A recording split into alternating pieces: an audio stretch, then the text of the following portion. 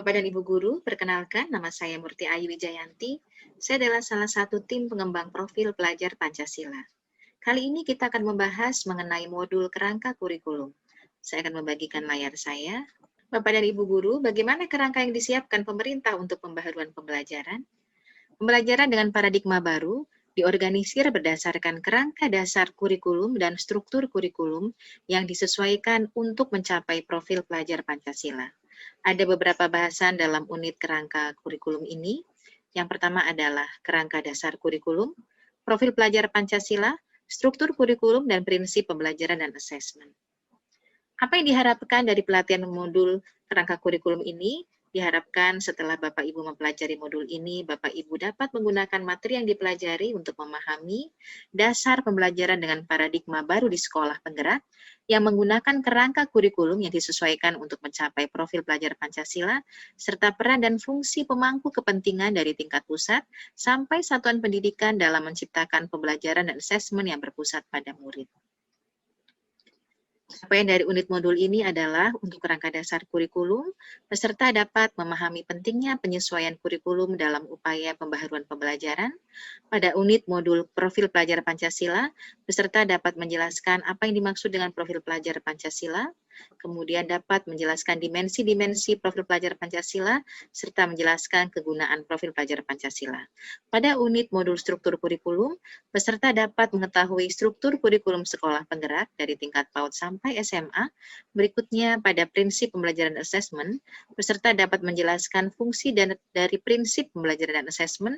Berikutnya, peserta dapat menjelaskan apa saja prinsip asesmen, prinsip pembelajaran, serta dapat menjelaskan keterkaitan prinsip pembelajaran dan asesmen.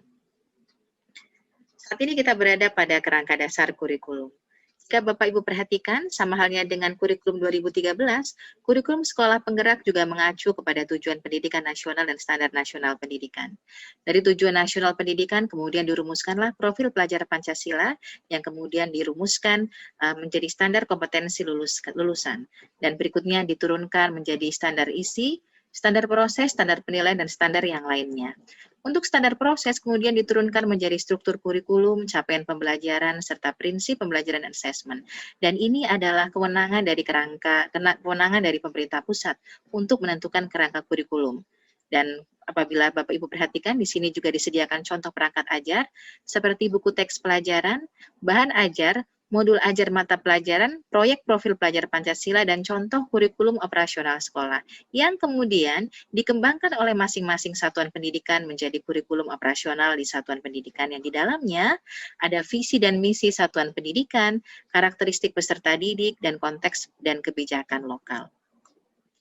Dan Bapak Ibu, kita semua mengetahui bahwa peningkatan kualitas pendidikan membutuhkan penyesuaian kurikulum dan pembelajaran.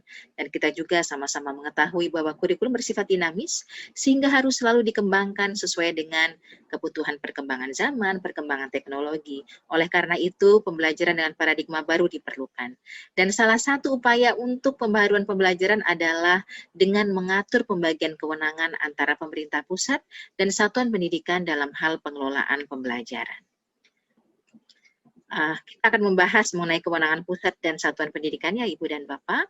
Pemerintah pusat memiliki kewenangan untuk menetapkan struktur kurikulum, profil pelajar Pancasila, capaian pembelajaran, dan prinsip pembelajaran dan asesmen.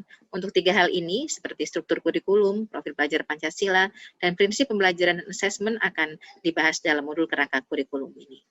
Berikutnya adalah setiap satuan pendidikan memiliki kewenangan untuk menyusun visi, misi, dan tujuan sekolah, kebijakan sekolah terkait kurikulum, kemudian pembelajaran dan asesmen, serta mengembangkan kurikulum operasional yang menjadi kebijakan tentang pembelajaran di tingkat satuan pendidikan. Jadi dalam hal ini, Ibu dan Bapak, kita semuanya sama-sama memahami sekarang bahwa pusat menyediakan struktur kurikulum, kemudian profil pelajar Pancasila, capaian pembelajaran, dan prinsip pembelajaran dan asesmen. Sedangkan sekolah memiliki kewenangan untuk mengembangkannya. Jadi misalnya untuk capaian pembelajaran sudah ada, berikutnya diturunkan oleh satuan pendidikan menjadi kurikulum operasional satuan pendidikan. Demikianlah Bapak dan Ibu guru bahasan mengenai kerangka dasar kurikulum.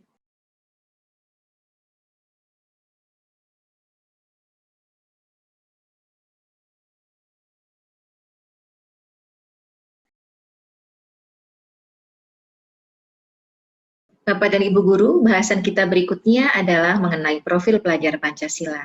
Saya akan membagikan layar saya. Yang pertama adalah definisi profil pelajar Pancasila. Definisi dari profil pelajar Pancasila adalah pelajar Indonesia merupakan pelajar sepanjang hayat yang kompeten, berkarakter, dan berperilaku sesuai nilai-nilai Pancasila. Dan profil pelajar Pancasila ini terdiri dari 6 dimensi dengan penjabaran elemen di masing-masing dimensinya. Dimensi yang dimaksud adalah karakter dan kompetensi fondasi yang perlu dikembangkan oleh pendidik. Kita akan membahasnya satu persatu. Yang pertama adalah beriman, bertakwa kepada Tuhan Yang Maha Esa dan berakhlak mulia. Pelajar Indonesia yang beriman, bertakwa kepada Tuhan Yang Maha Esa dan berakhlak mulia itu adalah pelajar Indonesia yang menghayati keberadaan Tuhan dan selalu berupaya untuk mentaati perintah serta menjauhi larangan sesuai dengan ajaran agama dan kepercayaan yang dianutnya. Beriman dan bertakwa kepada Tuhan Yang Maha Esa diwujudkan ke dalam akhlak yang mulia, baik dalam beragama, jadi akhlak dia kepada Tuhannya, kemudian akhlak yang baik kepada diri sendiri, bagaimana ia berperilaku terhadap dirinya sendiri, bagaimana ia menjaga kesehatan dirinya, kemudian akhlak kepada sesama manusia, bagaimana ia berperilaku kepada sesama manusia, bagaimana ia berinteraksi kepada sesamanya. Berikutnya adalah akhlak kepada alam, jadi bagaimana ia berperilaku kepada dengan alam sekitarnya, dengan lingkungan sekitarnya, dan bagaimana ia berakhlak kepada negara Indonesia. Dia mengerti akan hak dan kewajibannya. Berikutnya adalah berkebinekaan global. Di sini, pelajar Indonesia yang berkebinekaan global adalah pelajar Indonesia yang memiliki identitas diri yang matang. Ia mampu menunjukkan dirinya sebagai representasi budaya luhur bangsanya, sekaligus memiliki wawasan serta keterbukaan tentang eksistensi ragam budaya daerah, nasional, dan global. Dia mengerti akan budayanya, kemudian dia dalam hal ini ia memiliki sikap menghormati keberagaman dan toleransi terhadap keberbedaan. Untuk mencapai keberkebinekaan global, pelajar Indonesia harus dapat mengenal dan menghargai budayanya, kemudian dapat berkomunikasi dan berinteraksi antar budaya, kemudian berefleksi dan bertanggung jawab terhadap pengalaman kebinekaan serta berkeadilan sosial. Berikutnya adalah mandiri. Pelajar Indonesia yang mandiri itu seperti apa? Pelajar Indonesia yang mandiri adalah pelajar Indonesia yang memiliki prakarsa atas pengembangan dirinya, yang tercermin dalam kemampuan untuk bertanggung jawab, memiliki rencana strategis, melakukan tindakan dan merefleksikan proses dan hasil pengalamannya. Oleh karena itu, ia perlu memiliki kesadaran akan dirinya. Seperti apa gaya belajarnya, strateginya seperti apa untuk meraih prestasi, dan situasi yang dihadapi serta memiliki regulasi diri. Jadi dia memiliki kesadaran akan situasi yang dihadapi serta memiliki regulasi diri. Dia mengerti kapan harus belajar, kapan harus istirahat, kapan harus melakukan hal yang lainnya. Berikutnya adalah bergotong royong. Pelajar Indonesia memiliki kemampuan untuk melakukan kolaborasi dengan sukarela agar kegiatan yang dikerjakan dapat berjalan lancar dan mencapai tujuan untuk kebaikan bersama. Jadi ia akan selalu berusaha melihat kekuatan-kekuatan yang dimiliki setiap orang di sekitarnya. Dia yakin sekali bahwa orang di sekitarnya memiliki kekuatan yang dapat memberi manfaat bersama. Berikutnya ia juga berupaya mencegah terjadinya konflik dan tidak memaksakan kehendak pada orang lain. Bisa jadi ia memiliki pendapat yang berbeda dengan yang lain, tapi ia masih menghargai pendapat orang lain. Dan hal-hal yang harus dilakukan pelajar Indonesia untuk mewujudkan gotong royong adalah melakukan kolaborasi, ia bekerja sama dengan yang lainnya. Berikutnya, memiliki kepedulian yang tinggi, peka terhadap lingkungannya, dan berbagi dengan sesama. Berikutnya adalah bernalar kritis. Pelajar Indonesia yang bernalar kritis adalah pelajar yang mampu berpikir secara objektif, kemudian sistematis dan saintifik dengan mempertimbangkan berbagai aspek berdasarkan data dan fakta yang mendukung, sehingga ia dapat membuat keputusan yang tepat, serta berkontribusi memecahkan masalah dalam kehidupan dan terbuka dengan penemuan baru. Untuk bernalar kritis, pelajar Indonesia perlu memperoleh dan memproses informasi serta gagasan dengan baik. Setelah memperoleh informasi, ia bisa memprosesnya dengan baik, lalu menganalisa dan mengevaluasinya, kemudian merefleksikan pemikiran dan proses berpikirnya. Berikutnya adalah kreatif. Pelajar Indonesia mampu memodifikasi dan menghasilkan sesuatu yang orisinal, bermakna, bermanfaat, dan berdampak. Dalam bentuk apa? Baik dalam bentuk gagasan, tindakan, dan karya nyata secara proaktif dan independen, untuk menemukan cara-cara lain dan berbeda untuk bisa berinovasi. Pelajar Indonesia yang kreatif adalah pelajar yang bisa menghasilkan gagasan, karya dan tindakan yang orisinal, serta memiliki keluasan berpikir dalam mencari alternatif solusi permasalahan. Bisa jadi ketika ia dihadapkan pada sebuah permasalahan, ia memiliki banyak opsi bagaimana memecahkan permasalahan itu. Itu adalah 6 dimensi profil pelajar Pancasila, dan ini adalah ringkasannya Ibu dan Bapak Guru. Yang pertama, untuk dimensi beriman, bertakwa kepada Tuhan Yang Maha Esa dan berakhlak mulia, ada 5 elemen. Yang pertama adalah akhlak beragama, akhlak pribadi, akhlak kepada manusia, akhlak kepada alam, dan akhlak bernegara. Berikutnya adalah berkebinekaan global. Ada beberapa elemen. Yang pertama adalah mengenal dan menghargai budaya, komunikasi dan interaksi antar budaya, refleksi dan tanggung jawab terhadap pengalaman kebinekaan, serta berkeadilan sosial. Untuk dimensi bergotong royong ada 3 elemen, yaitu kolaborasi, kepedulian, dan berbagi. Berikutnya adalah mandiri, ada 2 elemen di sana, yaitu pemahaman diri dan situasi. Berikutnya adalah regulasi diri. Nah, dimensi bernalar kritis memiliki 3 elemen. Yang pertama adalah memperoleh dan memproses informasi dan gagasan. Berikutnya adalah menganalisis dan mengevaluasi penalaran, dan merefleksi dan mengevaluasi pemikirannya sendiri. Dan yang terakhir adalah kreatif. Apa saja elemennya? Yang pertama adalah menghasilkan gagasan yang orisinal. Berikutnya menghasilkan karya dan tindakan yang orisinal, dan memiliki keluasan berpikir dalam mencari alternatif solusi permasalahan. Apa kegunaan profil pelajar Pancasila, Ibu dan Bapak Guru? Profil pelajar Pancasila merupakan upaya menerjemahkan tujuan dan visi pendidikan ke dalam format yang lebih mudah dipahami oleh seluruh pemangku kepentingan pendidikan. Jadi di sini rumusan profil pelajar Pancasila dibuat dengan tujuan sebagai kompas, sebagai arah bagi pendidik dan pelajar Indonesia. Oleh karena itu, segala pembelajaran, program, dan kegiatan di satuan pendidikan bertujuan akhir ke profil pelajar Pancasila. Muaranya apa? Muaranya di mana? Muaranya adalah profil pelajar Pancasila. Jadi apapun yang terjadi di satuan pendidikan, semuanya bermuara kepada profil pelajar Pancasila. Berikutnya adalah bagaimana profil pelajar Pancasila diterapkan dalam pembelajaran dengan paradigma baru di program sekolah penggerak. Profil pelajar Pancasila adalah karakter dan kemampuan yang dibangun dalam keseharian dan dihidupkan dalam diri setiap individu pelajar melalui budaya sekolah, jadi melalui iklim sekolah, kebijakan dan pola interaksi dan komunikasi, serta norma yang berlaku di sekolah. Berikutnya juga dihidupkan dalam pembelajaran intrakurikuler, bahwa profil pelajar Pancasila ini masuk ke dalam proses belajar dan mengajar, berikutnya kokurikuler maupun ekstrakurikuler. Demikian Ibu dan Bapak bahasan kita mengenai profil pelajar Pancasila. Bapak dan Ibu Guru, berikutnya kita akan membahas mengenai struktur kurikulum. Saya akan membagikan layar saya. Pembaharuan pembelajaran di sekolah penggerak dan SMK Pusat Keunggulan meneruskan proses peningkatan kualitas pembelajaran yang telah diinisiasi kurikulum-kurikulum sebelumnya. Yang pertama adalah berbasis kompetensi. Jadi Bapak dan Ibu Guru, pengetahuan, keterampilan, dan sikap dirangkaikan sebagai satu kesatuan proses yang berkelanjutan sehingga membangun kompetensi yang utuh. Dinyatakan sebagai capaian pembelajaran. Jadi untuk kurikulum sekolah penggerak, kita menggunakan capaian pembelajaran. Berikutnya adalah pembelajaran yang fleksibel. Capaian pembelajaran disusun dalam fase-fase. 2-3 tahun per fase, sehingga peserta didik memiliki kesempatan untuk belajar sesuai dengan tingkat pencapaiannya, atau disebut dengan teaching at the right level, sesuai dengan kebutuhan, kecepatan, dan gaya belajarnya. Kemudian muatan atau konten dikurangi agar peserta didik memiliki waktu yang memadai untuk menguasai kompetensi yang ditargetkan, jadi tidak terburu-buru. Berikutnya adalah adanya karakter Pancasila. Sinergi antara kegiatan pembelajaran rutin sehari-hari di kelas dengan kegiatan non-rutin atau proyek interdisipliner yang berorientasi pada pembentukan dan penguatan karakter berdasarkan kerangka profil pelajar Pancasila.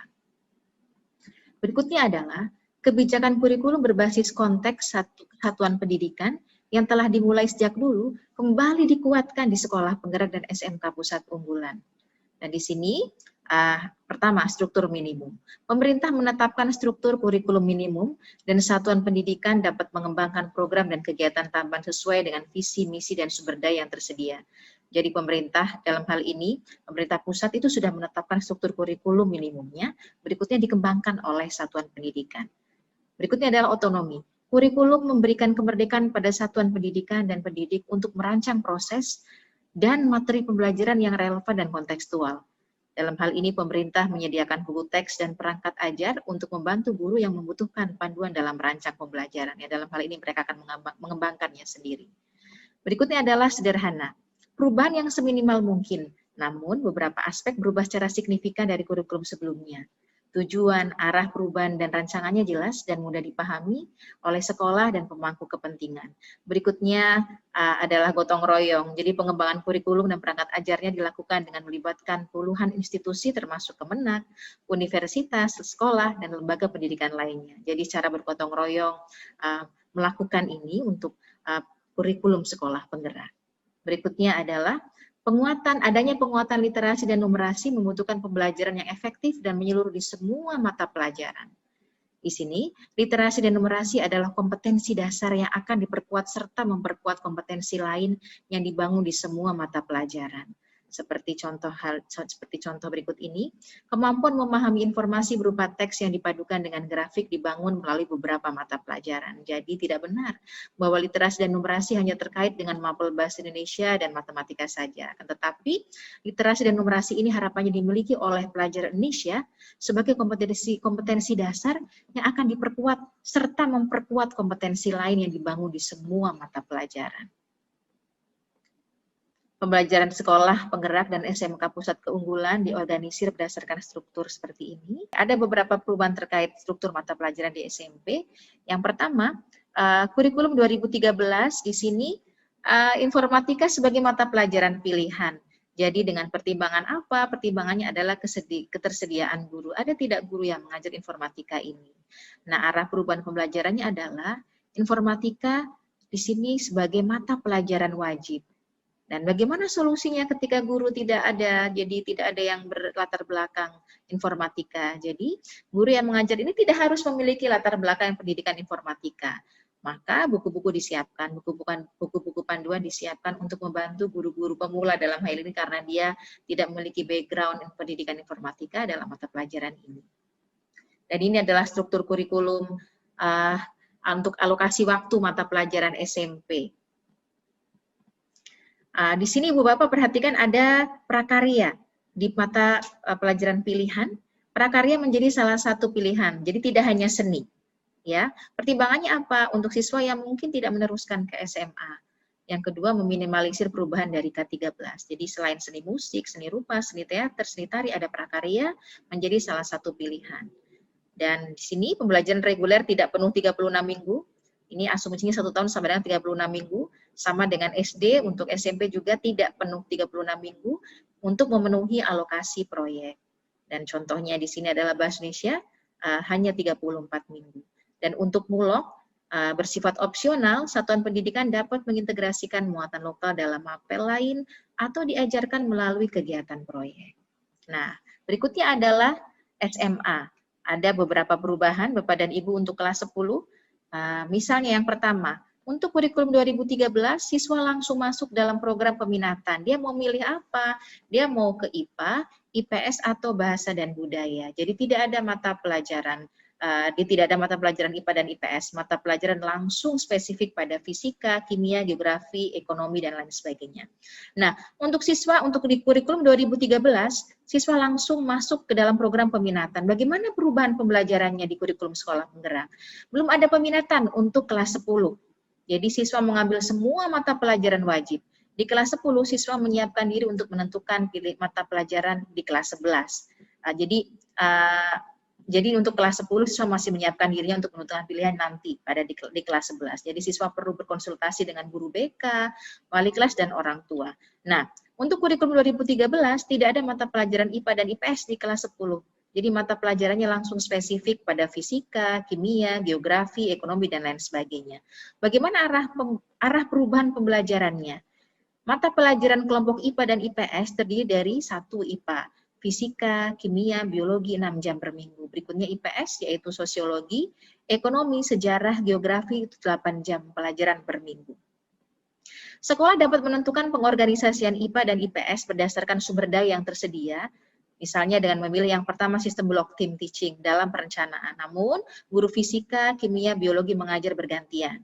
Berikutnya bisa sebagai mata pelajaran yang berdiri sendiri-sendiri, atau terintegrasi tim teaching dalam perencanaan dan pembelajaran.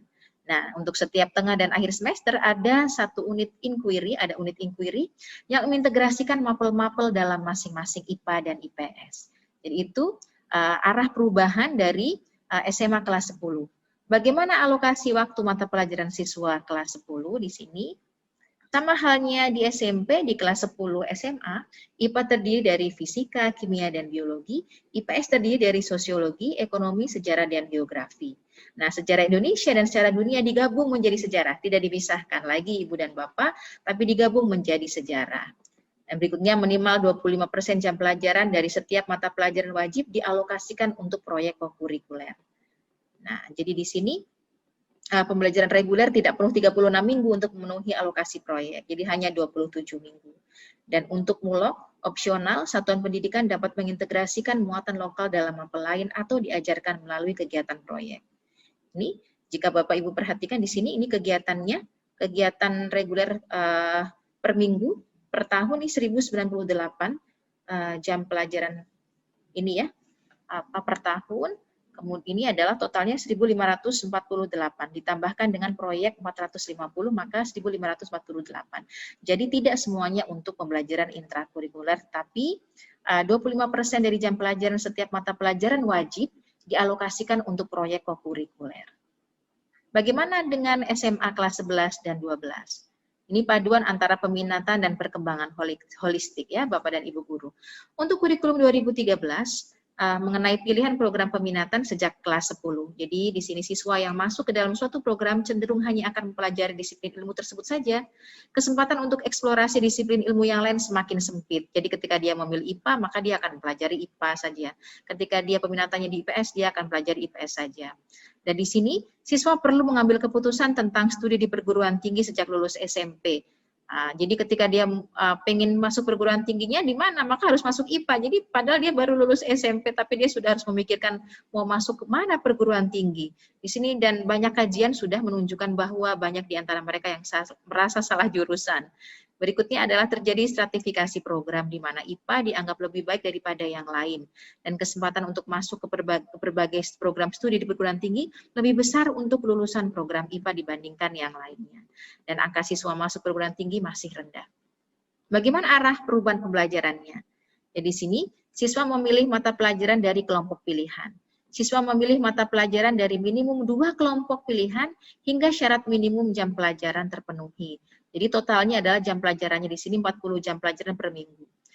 Untuk mapel pilihan itu 22 jam pelajaran per minggu. Ada 5 kelompok mata pelajaran yang direkomendasikan, yaitu yang pertama MIPA. Ada apa saja di sana? Ada matematika, peminatan, fisika, matematika peminatan, kemudian fisika, kimia, biologi, dan informatika. Berikutnya adalah IPS, ada ekonomi, sosiologi, geografi, dan antropologi. Berikutnya adalah bahasa dan budaya. Ada apa saja di sana? Ada bahasa dan sastra Indonesia, bahasa dan sastra Inggris, bahasa asing lainnya. Dan untuk vokasi atau karya kreatif ada budidaya, rekayasa, dan lain sebagainya. Dan untuk seni dan olahraga, ini khusus untuk sekolah-sekolah yang ditetapkan oleh pemerintah. Dan sekolah membuka minimum 2 kelompok mata pelajaran. Apabila sumber daya memungkinkan, sekolah dapat membuka lebih dari 2 kelompok. Bisa jadi dia memiliki satu satuan pendidikan ini memiliki sumber daya yang memungkinkan untuk membuka lebih dari 2 kelompok mata pelajaran, maka diperbolehkan. Dan di sini sekolah dapat bekerja sama dengan pemangku kepentingan setempat untuk mengembangkan capaian pembelajaran mata pelajaran vokasi. Dan siswa kelas 12 menulis esai sebagai salah satu syarat kelulusan. Oleh karena itu, partisipasi dalam berbagai kegiatan pembelajaran diharapkan memberi inspirasi terkait topik yang dipilih.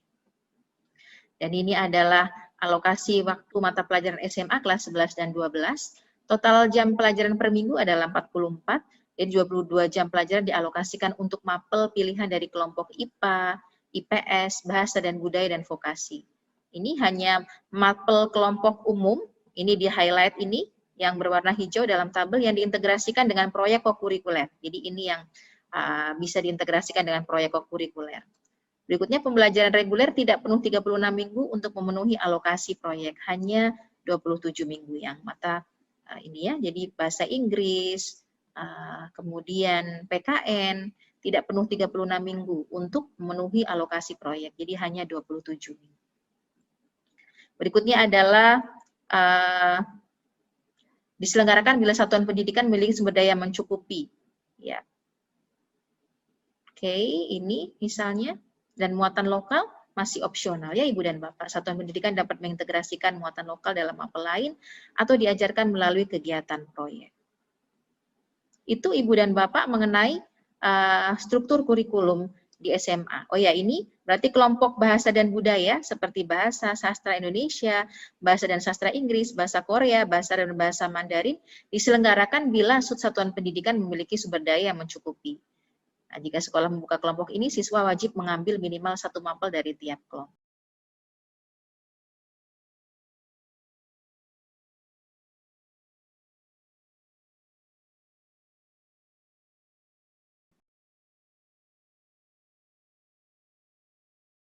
Bapak dan Ibu guru, selanjutnya kita akan membahas mengenai prinsip pembelajaran dan asesmen. Saya akan membagikan layar saya. Baik, prinsip pembelajaran dan asesmen.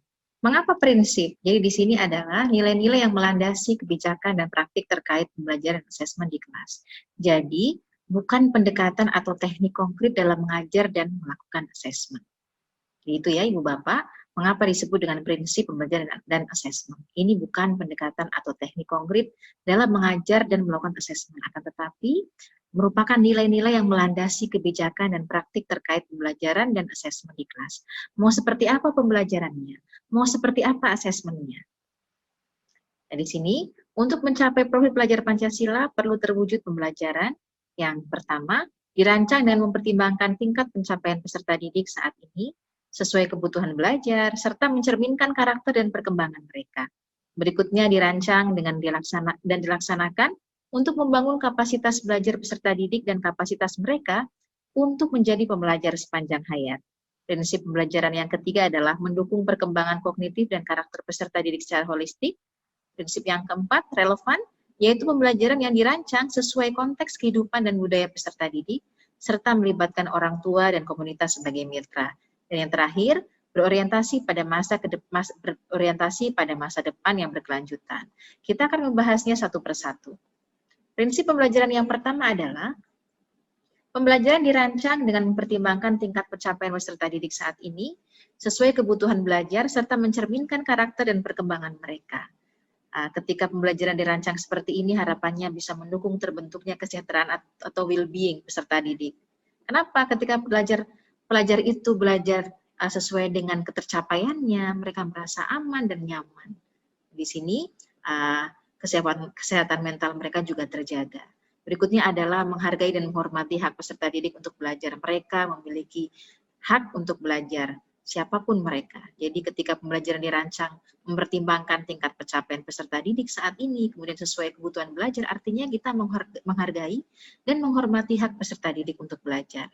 Berikutnya seperti apa pembelajarannya? Pembelajarannya harus menyenangkan dan bermakna. Apa yang dimaksud dengan pembelajaran yang bermakna?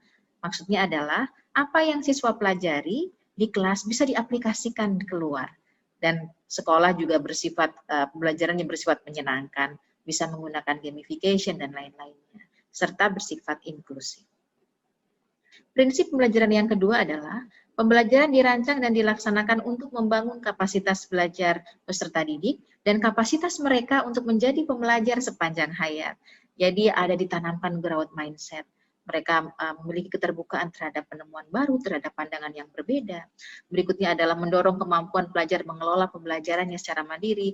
Dia menjadi self-regulated, ya, menjadi siswa yang mengerti kapan saya belajar, mengerti gaya belajarnya. Saya bisa belajar seperti ini. Oke. Berikutnya adalah adanya self dan peer assessment.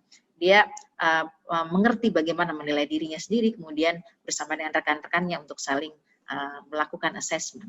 Berikutnya adalah peserta didik merasakan ownership terhadap belajar dan guru sebagai pendorong dan fasilitator. Jadi peserta didik merasa gandrung belajar, merasa ada kepemilikan terhadap belajar, dia senang belajar. Nah, Prinsip pembelajaran yang ketiga adalah kegiatan belajar mendukung perkembangan kognitif dan karakter peserta didik secara holistik. Jadi ada keseimbangan antara kognitif dan kognitif, kompetensi dan karakter. Tidak mengedepankan salah satu di antaranya, tetapi ada keseimbangan antara kognitif dan kognitif, kemudian kompetensi dan karakter. Berikutnya adalah menerapkan nilai-nilai yang sesuai untuk mengembangkan karakter dan kompetensi yang terkandung dalam profil pelajar Pancasila. Jadi kegiatan belajarnya berusaha menerapkan nilai-nilai yang sesuai untuk mengembangkan karakter dan kompetensi yang terkandung dalam profil pelajar Pancasila. Berikutnya adalah sekuens pembelajaran yang relevan dan logis, jadi tidak loncat tetapi betul-betul sesuai, betul-betul beraturan. Berikutnya adalah menstimulasi kemampuan berpikir tingkat tinggi. Anak-anak dilatih menjadi anak-anak yang memiliki nalar kritis, jadi high order thinking skill ya. Bapak. Berikutnya adalah pembelajaran yang relevan, yaitu pembelajaran yang dirancang sesuai konteks kehidupan, menghargai budaya peserta didik, serta melibatkan orang tua dan komunitas sebagai mitra. Jadi pembelajaran berpusat pada anak, di mana latar belakang, keluarga, kemudian kehidupan peserta didik menjadi pertimbangan guru dalam merancang pembelajaran dan asesmen. Melihat dulu anak-anaknya dari mana, background-nya seperti apa, berikutnya itu menjadi dasar bagaimana guru itu merancang pembelajaran dan menguatkan identitas anak sebagai bagian dari lingkungannya.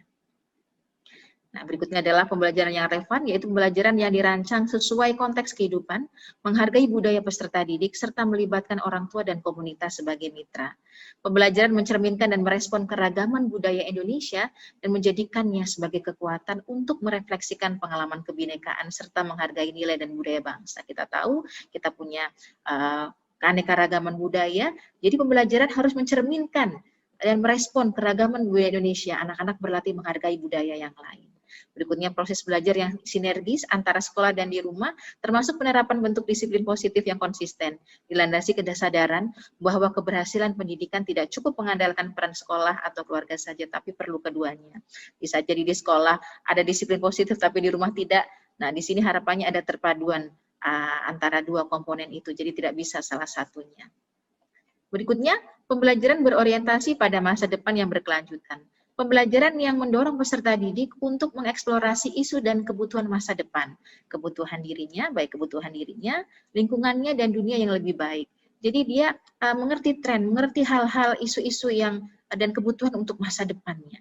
Berikutnya adalah membangun wawasan tentang pembangunan berkelanjutan di mana peserta didik peka akan masalah-masalah global. Dia mengerti ada masalah-masalah apa yang sekarang sedang trending yang menjadi pusat perhatian dan belajar untuk membudayakan gaya hidup yang berkelanjutan atau sustainable lifestyle.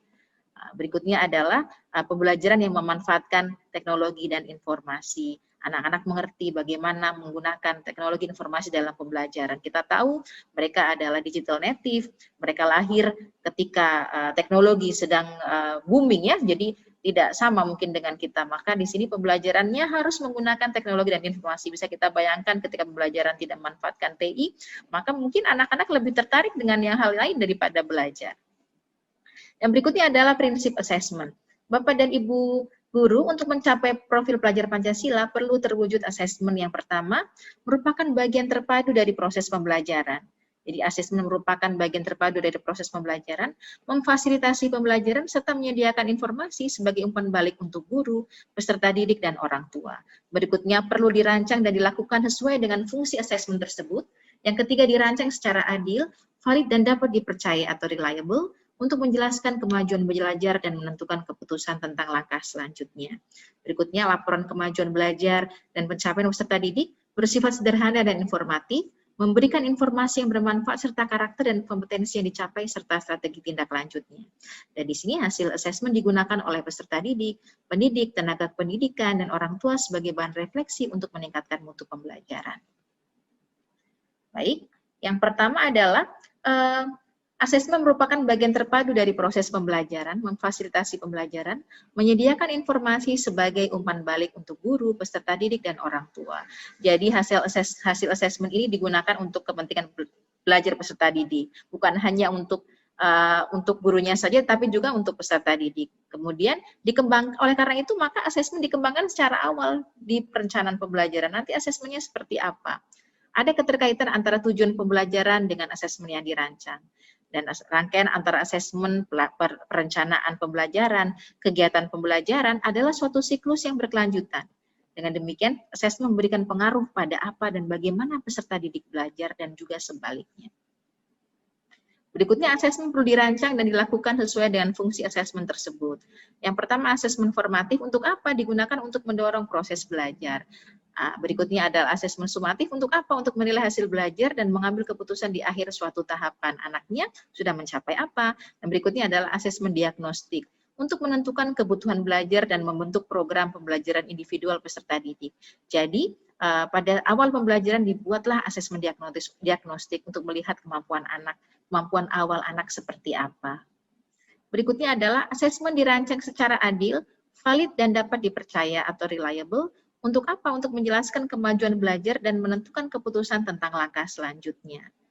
Yang pertama, berkeadilan. Jadi, tidak ada kita membedakan anak-anak kita berdasarkan latar belakang agama, suku budaya, adat istiadat, ataupun sosial ekonomi dan gender, semuanya sama. Jadi asesmennya tidak memandang itu.